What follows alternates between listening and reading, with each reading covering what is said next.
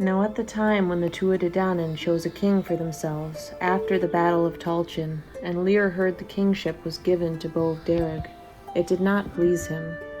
He left the gathering without leave, and with no word to anyone, for he thought it was he himself had a right to be made king. But if he went away himself, Bov was given the kingship nonetheless, for not one of the 5 begrudged it to him, but only Lir. And it is what they determined to follow after Lir and burn his house down, to attack himself with spear and sword on account of his not giving obedience to the king they had chosen. "We will not do that," said Bolvderg, "for that man would defend any place he is in. And besides that," he said, "I am none the less king over the Tuatha, although he does not submit to me." All went on like that for a good while, but at last a great misfortune came on Lir, for his wife died from him after a sickness of 3 nights. That came very hard on Lir, and there was heaviness on his mind after her. There was great talk of the death of that woman in her own time. The news of it was told all through Ireland, and it came to the house of Bov, and the best of the men of Jaya were with him at that time. And Bov said, "If Lir had a mind for it, my help and my friendship would be good for him now, since his wife is not living to him. For I have here with me the 3 young girls of the best shape, the best appearance, and the best name in all Ireland, Eve, Aoife, and Alva, the 3 daughters of Olil of Aran, my own 3 nurslings." The men of Jaya said then it was good the thought he had, that what he said was true. Messages and messengers were sent then from Bolvderg to the place Lir was, to say that if he had a mind to join with the son of the Dagda, and to acknowledge his lordship, he would give him a foster child of his foster children. Lir thought well of the offer, and he set out on the morrow with 50 chariots from Shi Fiannacha. He went by every short way till he came to Bov's dwelling place at Loch Derg, and there was a welcome before him there, and all the people were merry and pleasant before him. He and his people got good attendance that night. The 3 daughters of Olil of Aran were sitting on the one seat with Bolvderg's wife, the queen of the Duatha. That was their foster mother, and Bov said, "You may have your choice of the 3 young girls, Lir." "I cannot say," said Lir, "which one of them is my choice, but whichever of them is the eldest, she is the noblest, and it is best for me to take her." "If that is so," said Bov, "it is Eve is the eldest. She will be given to you if it is your wish." "It is my wish," he said, and he took Eve for his wife that night, and he stopped there for a fortnight, and then he brought her away to his own house till he would make a great wedding feast.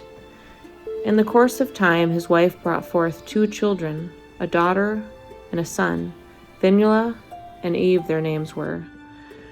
And after a while he was brought to bed again, and this time she gave birth to 2 sons, and they were called them Fiachra and Con, and she herself died at their birth. That weighed heavily on Lir, and only for the way his mind was set on his 4 children he would have gone near to die of grief. The news came to Bolvderg's place, and all the people gave out 3 loud high cries, keening their nursling. After they had keened her, it is what Bolvderg said, "It is a fret to us our daughter to have died, for her own sake and for the sake of the good man we gave her to. For we are thankful for his friendship and his faithfulness. However, our friendship with one another will not be broken, for I will give him a wife, her sister, Aoife." When Lir heard that, he came for the girl and married her, and brought her home to his house. There was honor and affection with Aoife for his sister's children, and indeed no person at all could see those 4 children without giving them the heart's love. Bolvderg used often to be going to Lir's house for the sake of those children, and he used to bring them to his own place for a good length of time. Then he would let them go back to their own place again. The men of Jaya were at that time using the Feast of Age in every single hill of the Shi in turn, and when they came to Lir's hill, those 4 children were their joy and delight, for the beauty of their appearance. And it is where they used to sleep, in beds in sight of their father Lir, and he used to rise up at the break of every morning and to lie down among his children. But it is what came of all this that a fire of jealousy was kindled in Aoife, and she got to have a dislike and a hatred of her sister's children. Then she led on to have a sickness that lasted through nearly the length of a year. The end of that time she did a deed of jealousy and cruel treachery against the children of Lir. And one day she got her chariot yoked, and she took the 4 children in it, and they went forward towards the house of Bov Derg. But Fionnuala had no mind to go with her, for she knew by her she had some plan for their death or their destruction. She had seen in a dream there was treachery against them in Aoife's mind. But all the same, she was not able to escape from what was before her.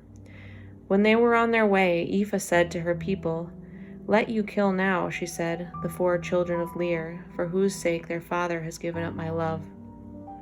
I will give you your own choice of a reward out of all the good things of the world." "We will not do that indeed," said they, "and it is a bad deed you have thought of, and harm will come to you out of it." When they would not do as she bade them, she took out a sword herself to put an end to the children with, but she being a woman and with no good courage, with no great strength in her mind, she was not able to do it. They went on then west to Loch Dervrach, the lake of the oaks, and the horses were stopped there. Aoife bade the children of Lir to go out and bathe in the lake, and they did as she bade them. As soon as Aoife saw them out in the lake, and they did as she bade them, and as soon as Aoife saw them out in the lake, she struck them with a druid rod, and put on them the shape of 4 swans, white and beautiful. And here's what she said: "Out with you, children of the king. Your luck is taken away from you forever. It is sorrowful the story will be to your friends. It is with flocks of birds your cries will be heard forever." Fionnuala said, "Witch, we know now what your name is. You have struck us down with no hope of relief. But although you put us from wave to wave, there are times when we will be touched the land. We shall get help when we are seen, help, and all that is best for us, even though we have to sleep upon the lake. It is our minds will be going abroad early." Then the 4 children of Lir turned toward Aoife, and it is what Fionnuala said: "It is a bad deed you have done, Aoife, and it is a bad fulfilling of friendship.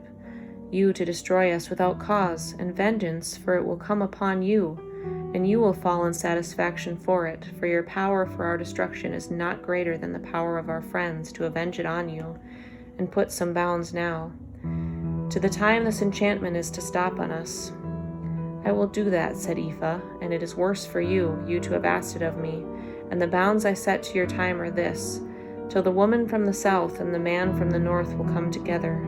And since you asked to hear it of me," she said, "no friends and no power that you have will be able to bring you out of these shapes you are in through the length of your lives, until you have been through 300 years on Loch Dervrach, and 300 years on Sru na Mail, between Ireland and Alban, the 300 years at Donan and Inishglura, and these are to be your journeys from this out," she said. But then repentance came on Aoife, and she said, "Since there is no other help for me to give you now, you may keep your own speech, and you will be singing sweet music of the Sidhe, that would put the men of the earth to sleep, and there will be no music in the world equal to it, and your own sense and your own nobility will stay with you. That way it will not weigh so heavy on you to be in the shape of birds. And go away out of my sight now, children of Lir," she said, "with your white faces, your stammering Irish. It is a great curse on tender lads they to be driven out on the rough wind, 900 years to be on the water. It is a long time for anyone to be in pain. It is I put this on you through treachery. It is best for you to do as I tell you now. Lir, that got victory with so many a good cast, his heart is a kernel of death in him now. The groaning of the great hero is a sickness to me, though it is that I have well earned his anger." Then the horses were caught for Aoife, and the chariot yoked for her, and she went on to the palace of Bov Derg. And there was a welcome before her from the chief people of the palace. The son of the Dagda asked her why she did not bring the children of Lir with her. "I will tell you," she said. "It is because Lir has no liking for you, and he will not trust you with his children, for fear you might keep them from him altogether." "I wonder at that," said Bov Derg, "for those children are dearer to me than my own children." And he thought in his own mind it was deceit the woman was doing on him, and it is what he did. He sent messengers to the north to the Sidhe Finnechi. Lir asked them what did they come for.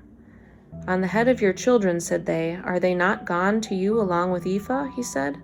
"They are not," said they, "and Aoife said it was yourself would not let them come." It is downhearted and sorrowful Lir was at that news, for he understood well it was Aoife had destroyed or made an end of his children. Early in the morning of the morrow his horses were caught, and he set out on the road to the southwest. When he was as far as the shore of Loch Dervrach, the 4 children saw the horses coming towards them, and it is what Fionnuala said: "A welcome to the troop of horses I see coming near to the lake. The people they are bringing are strong, there is sadness on them. It is us they are following, it is for us they are looking. Let us move over to the shore, Fiachra and Comley Con.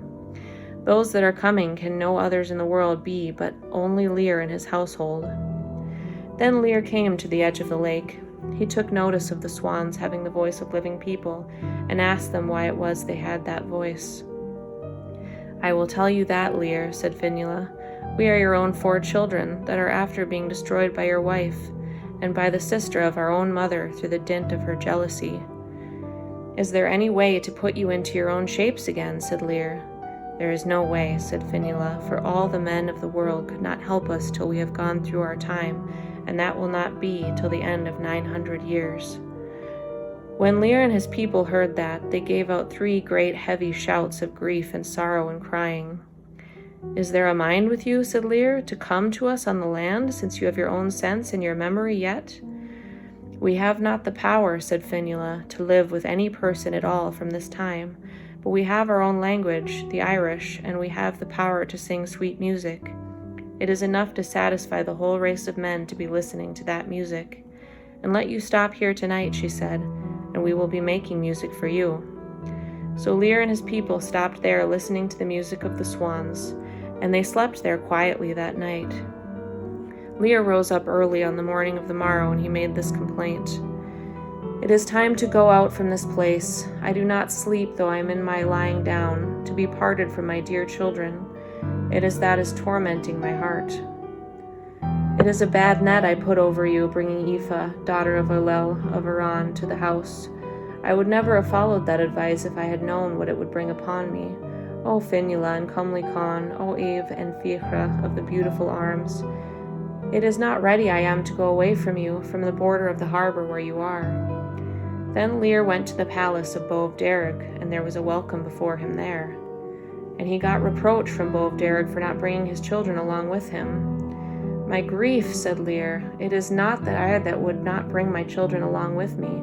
It was Aoife there beyond, your own foster child, and the sister of their mother, that put them in the shape of 4 white swans on Loch Dervrach, in the sight of the whole of the men of Ireland. But they have their sense with them yet, and their reason, and their voice, and their Irish."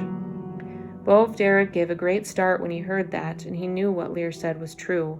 He gave a very sharp reproach to Aoife, and he said, "This treachery will be worse for yourself in the end, Aoife, than to the children of Lir. What shape would you yourself think worst of being in?" he said. "I would think worst of being a witch in the air," she said. "It is into that shape I will put you now," said Bove. And with that he struck her with a druid's wand, and she was turned into a witch of the air. And then she went away on the wind in that shape, and she is in it yet, and will be in it to the end of life and time. As to Bove Derg and the Tuatha Dé Danann, they came to the shore of Loch Dervrach, and they made their camp to be listening to the music of the swans. The sons of the Gael used to be coming no less than the men of Jaya to hear them from every part of Ireland, for there never was any music or any delight heard in Ireland compared with that music of the swans. They used to be telling stories, and to be talking with the men of Ireland every day, with their teachers and their fellow pupils and their friends. Every night they used to sing very sweet music of the Sidhe, and everyone that heard that music would sleep sound and quiet, whatever trouble or long sickness they might be on him. For everyone that heard the music of the birds, it is happy and contented he would be after it. These 2 gatherings now of the Tuatha Dé Danann of the sons of the Gael stopped there around Loch Dervrach through the length of 300 years. It is then Fionnuala said to her brothers, "Do you know," she said, "we have spent all we have to spend of our time here, but this one night only." There was great sorrow on the sons of Lir when they heard that, for they thought it was the same as to be living people again, to be talking with their friends and their companions on Loch Dervrach. in comparison with going on the cold, fretful sea of the mail in the north. They came early on the morrow to speak with their father and with their foster father, and bade them farewell. And Fionnuala made this complaint: "Farewell to you, Bove-Derg, the man with whom all knowledge is in pledge, and farewell to our father along with you, Lir of the hill of the white field. The time is come, as I think, for us to part from you. O pleasant company, my grief it is not on a visit we are going to you. From this day out, O friends of our heart, our comrades, it is on the tormented course of the mail we will be, without the voice of any person near us. 300 years there and 300 years in the bay of the men of Donan. It is a pity for the four comely children of Lir, the salt waves of the sea, to be their covering by night. O three brothers, with the ruddy faces gone from you, let them all leave the lake now, the great troop that loved us. It is sorrowful our parting is." After that complaint they took to flight, lightly, airily, till they came to Sruan-a-Mail between Ireland and Alban. And that was a grief to the men of Ireland, and they gave out an order no swan was to be killed from that out, whatever the chance there might be of killing one all throughout Ireland. It was a bad dwelling place for the children of Lir, they to be on Sruan-a-Mail. When they saw the wide coast about them, they were filled with cold and with sorrow, and they thought that nothing of all they had gone through before in comparison to what they were going through on that sea. One night, while they were there, a great storm came on them, and it is what Fionnuala said: "My dear brothers, it is a pity for us not to be making ready for this night, for it is certain the storm will separate us from one another. And let us settle on some place where we can meet afterwards, if we are driven from one another in the night." "Let us settle," said the others, "to meet one another at Carrick-na-Roan, the rock of the seals, for we all have knowledge of it." When midnight came, the wind came on them with it, and the noise of the waves increased, and the lightning was flashing, and a rough storm came sweeping down. That way the children of Lir were scattered over the great sea, and the wideness of it set them astray, so that no one of them could know what way the others went. But after that storm a great quiet came on the sea, and Fionnuala was alone on Sruan-a-Mail. When she took notice that her brothers were wanting, she was lamenting after them greatly, and she made this complaint: "It is a pity for me to be alive in the state I am. It is frozen to my sides, my wings are, and it is little that the wind has not broken my heart and my body with the loss of my brothers. To be 300 years on Loch Dervrach without going into my own shape, it is worse to me the time I am on Sruan-a-Mail.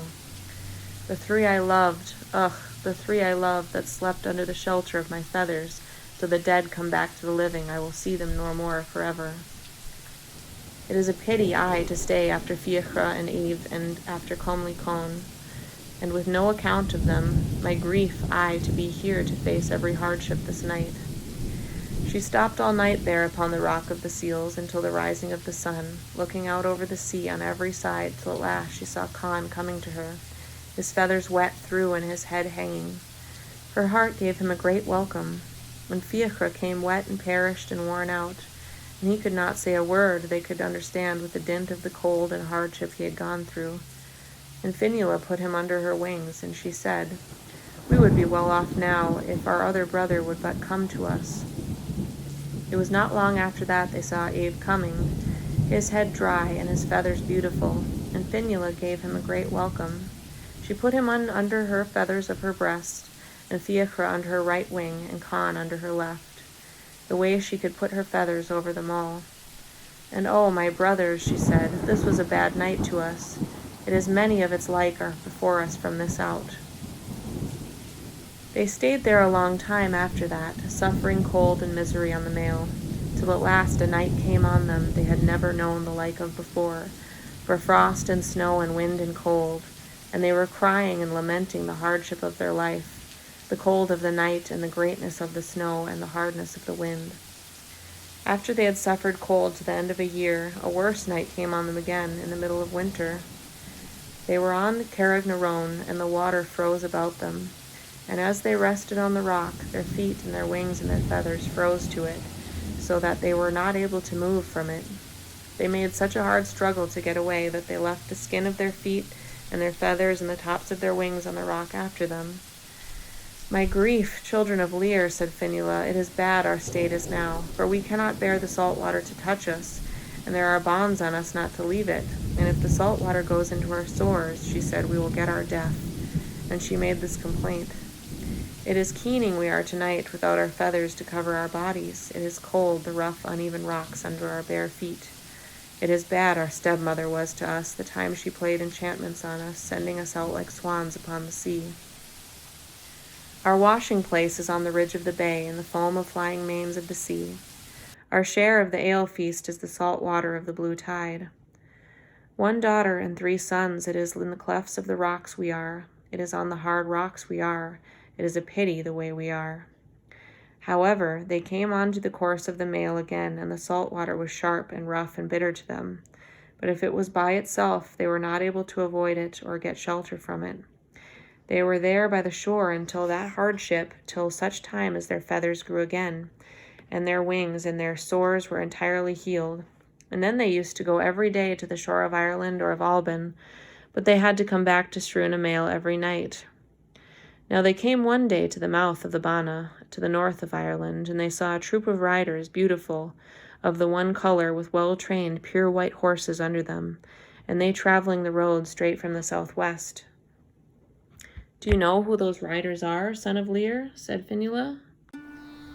We do not, they said, but it is likely they might be some troop of the sons of the Gael or of the Tuatha Dé Danann. They moved over closer to the shore then, that they might know who they were.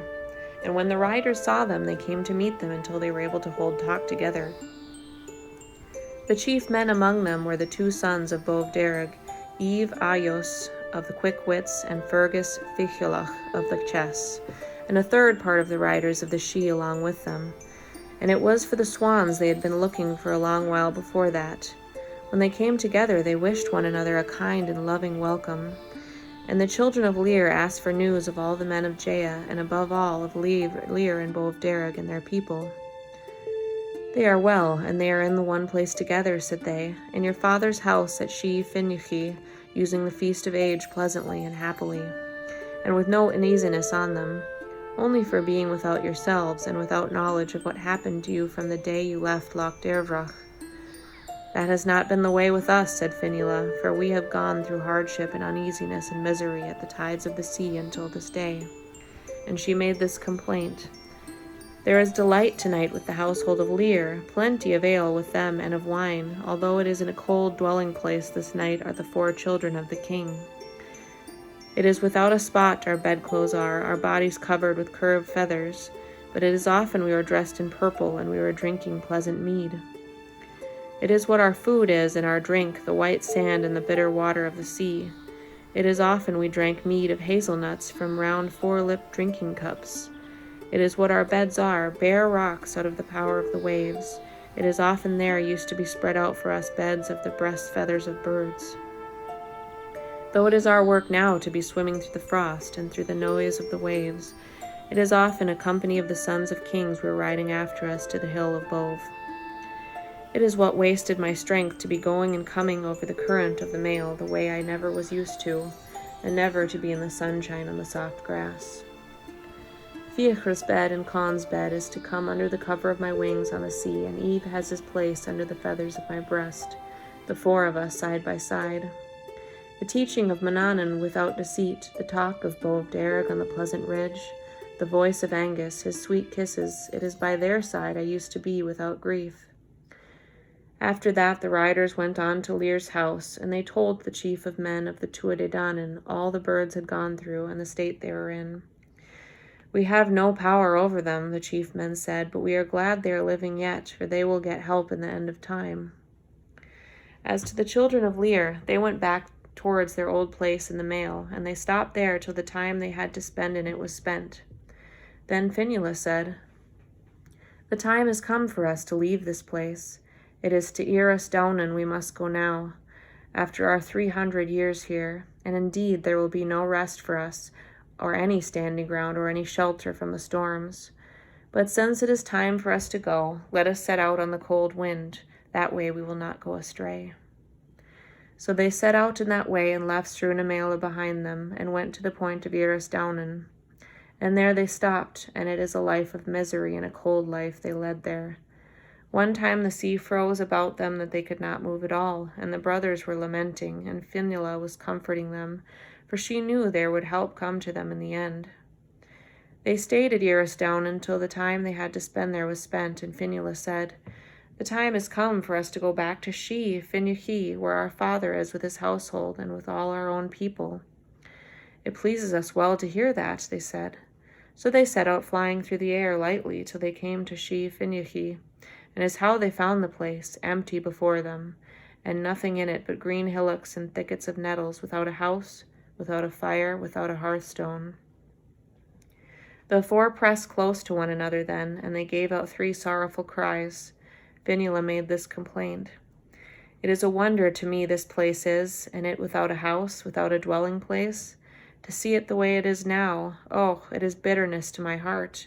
Without dogs, without hounds for hunting, without women, without great kings. We never knew it to be like this when our father was in it. Without horns, without cups, without drinking in the lighted house, without young men, without riders. The way it is tonight is a foretelling of sorrow. The people of the place to be as they are now, oh, it is grief to my heart. It is plain to my mind tonight the lord of the house is not living. The house where we used to see music and playing, and the night gathering of people. I think it is a great change to see it lonely the way it is tonight. The greatness of the hardships we have gone through, going from one wave to another of the sea. We never heard of the like of them coming on any other person. It is seldom this place had its part with grass and bushes. The man is not living that would know us. It would be a wonder to him to see us here. However, the children of Lir stopped that night in their father's place and their grandfather's where they had been reared, and they were singing very sweet music of the Sidhe.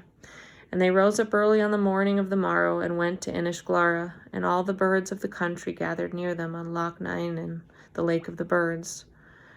And they used to go out to feed every day to the far parts of the country, to Inishgea, and to Achill, the place of Don, the son of Meled, and his people that were drowned were buried, to all the western islands of Connacht. They used to go back to Inishglora every night. It was about that time it happened them to meet with a young man of good race. His name was Avric, and he often took notice of the birds, and their singing was sweet to him. And he loved them greatly, and they loved him. It is this young man that told the whole story of all that had happened then, and put it in order. And the story he told of what happened to them in the end is this. It was after the faith of Christ and blessed Patrick came into Ireland that Saint Mohammed came to Inishglora. The first night he came to the island, the children of Lir heard the voice of his bell ringing near them, and the brothers started up with fright when they heard it. "We do not know," they said. "What is that weak, unpleasing voice we hear?" "That is the voice of the bell of Mohammed," said Fionnuala. "And it is through that bell," she said, "you will be set free from pain and from misery." They listened to that music of the bell till the matins were done. Then they began to sing the low, sweet music of the Sidhe, and Mohammed was listening to them, and he prayed to God to show him who was singing that music, and it was showed to him that the children of Lir were singing it. On the morning of the morrow he went forward to the lake of the birds, and he saw the swans before him on the lake. He went down to them at the brink of the shore. "Are you the children of Lir?" he said. "We are indeed," said they. "I give thanks to God for that," said he. "For it is for your sakes I am come to this island beyond any other island, and let you come to land now," he said, "and give your trust to me that you may do good deeds and part from your sins." They came to the land after that, and they put trust in Mohammed, and he brought them to his own dwelling place. They used to be hearing mass with him. He got a good smith and bade him make chains of bright silver for them, and he put a chain between Eve and Fionnuala and a chain between Con and Fiachra. The 4 of them were raising his heart and gladdening his mind, and no danger and no distress that was on the swans before put any trouble on them now. Now the king of Connacht at that time was Largnan, son of Colman, son of Codthach, and Diach, daughters of Finghan, was his wife. And that was the coming together of the man from the north and the woman from the south that Aoife had spoken of. The woman heard talk of the birds, and a great desire came on her to get them. She bade Largnan to bring them to her, and he said he would ask them of Mohawag. She gave her word she would not stop another night with him unless he would bring them to her.